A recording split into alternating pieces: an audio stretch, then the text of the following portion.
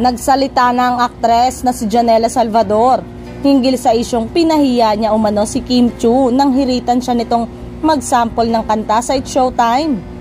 Wow, I've been meaning to explain myself because the last thing I would ever want is to appear rude or disrespectful, sabi ni Janela sa kanyang ex-account nitong Biyernes. And here I am being met with so much love and comfort upon opening this app. Thank you.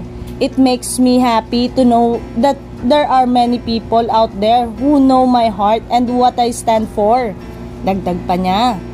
Matatanda ang nag-guest sa nabanggit na noontime show si Janela kasama ang leading man niyang si Win Metawin para i-promote ang kanilang movie na Under Parallel Skies na premiere night sa April 16. Hanggang ngayon nga ay trending sa ex ang pangalan ni Kim Chiu, Vice Ganda at Janela o si kapamilya actress Janela Salvador matapos na naging guesting nito sa noontime show na It's Showtime kasama si Win Metawin dahil sa hindi nito pagpayag na mag-sample ng kanta matapos sirita ng host na si Kim Chiu. Nagtungo ang dalawa sa Showtime para sa promotion ng kanilang upcoming movie na Under Parallel Sky na premiere night sa April 16. Bukod dito, nag-promote din si Janela ng kanyang upcoming concert na Reimagine na selebrasyon ng kanyang 10th year anniversary sa showbiz.